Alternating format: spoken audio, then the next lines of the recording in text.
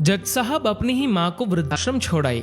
आश्रम में माँ का ध्यान रख सके इसलिए वहां के चौकीदार से दोस्ती कर ली थी और उसे कुछ पैसे भी दे दिए थे। चौकीदार के पूछने पर जज साहब ने चौकीदार को अपने दिल की बात आंखों में आंसुओं के साथ बता दी कि घर में पत्नी है जो माँ के साथ बदतमीजी से पेश आती है और पत्नी के कहने पर दोनों बच्चों ने माँ से बात करनी ही बंद कर दी।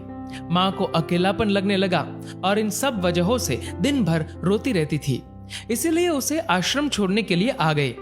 तो चौकीदार ने कहा, जज साहब आपके सामने सारे सबूत थे कि कौन सही और कौन गलत है, लेकिन अपनी ही माँ के साथ न्याय नहीं कर पाए तो औरों के साथ क्या न्याय करते होंगे आप। ये बात जज साहब के दिल को चुभ गई।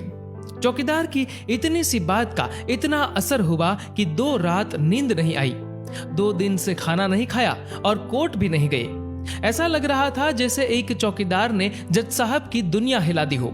तीसरे दिन जज साहब अपने रूम से बाहर आए।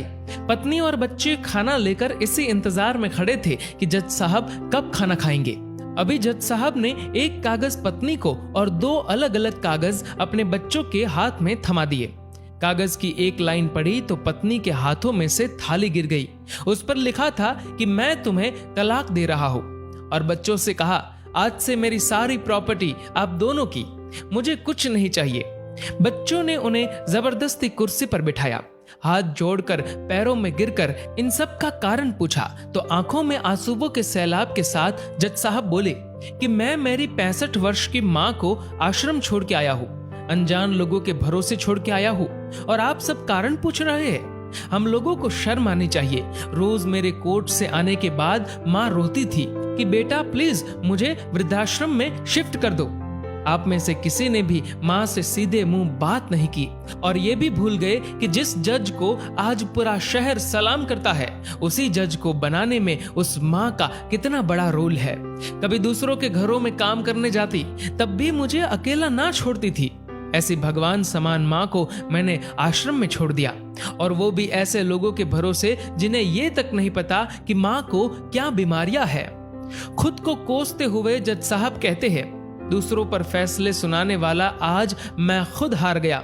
मैं जज नहीं बल्कि गुनहगार हूँ, और मैंने जो गुनाह किया है वो शायद कानून तो माफ कर देगा, लेकिन ईश्वर के कोर्ट में वो कभी माफ नहीं होगा। ये कहते हुए जज साहब बोले कि अब मैं अपने पापों का प्रायश्चित करने जा रहा हूँ। मैंने अपना सब कुछ आप लोगों को सौंप दिया है, और अब अपनी माँ के साथ आश्रम में रहूंगा और उनकी सेवा करूंगा। पत्नी से जज साहब ने कहा कि याद रखना, आज तुमने उस माँ को आश्रम भिजवाया, तुम भी एक माँ हो, कल तुम्हें भी कोई आश्रम भेजेगी, तब तुम्हें मेरे इन शब्दों का अर्थ सही मायने में समझ आएगा। ये बोलकर जज साहब आश्रम के लिए चल दिए। आधी रात को चौकीदार भी जज साहब को देखकर चौंक गया। आश्रम के अंदर दाखिल हुए तो देखा माँ सो रही थी। करीब जाकर देखा तो पूरे परिवार की तस्वीर से लिपटकर रोते हुए माँ सो गई थी। आश्रम का प्रशासन भी जाग गया, क्योंकि पीछे पीछे पत्नी और बच्चे भी आ गए थे। उन्हें यह एहसास हो गया था कि उन्होंने क्या पाप किया है।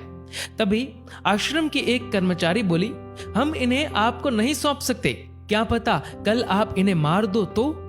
ये सुनते ही जज साहब की पत्नी को दिल में बहुत दर्द हुआ। वो बोल उठी कि मैडम जी, शायद हमारे हाथों बहुत बड़ा पाप हुआ है, मानते हैं, लेकिन अब हम इन्हें मारने नहीं, इन्हें एक नया जीवन देने आए हैं। आश्रम के सभी बुजुर्गों की आंखों में आंसू थे। सब के सब रो पड़े। खुशी के आंसुओं के साथ माँ को घर ले आए। लेकिन वही आश्रम में अनेक आंखें ऐसी थी जो किसी ना किसी का इंतजार कर रही थी। माँ तेरा कर्ज मुझसे अदा क्या होगा, तू अगर नाराज है तो खुश मुझसे खुदा क्या होगा। दोस्तों, इस कहानी को लेकर आपकी क्या राय है, नीचे कमेंट करके जरूर बताएगा। और दोस्तों, अगर आपको ये वीडियो पसंद आए तो इस वीडियो को लाइक करेगा और ज्यादा से ज्यादा लोगों तक शेयर करेगा। और ऐसे ही और भी इंस्पिरेशनल वीडियोस के लिए सब्सक्राइब करें हमारे यूट्यूब चैनल को और फेसबुक पर फॉलो करें हमारे पेज को। धन्यवाद।